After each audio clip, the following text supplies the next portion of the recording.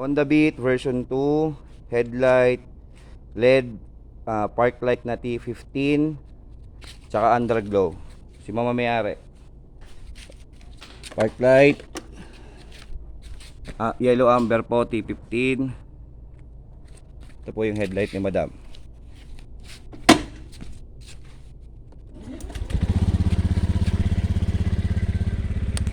Low beam po, high beam.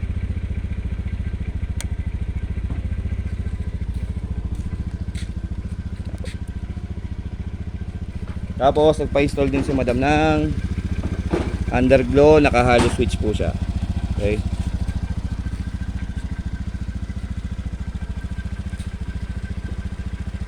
Pink po yung likod, tapos blue po yung harap.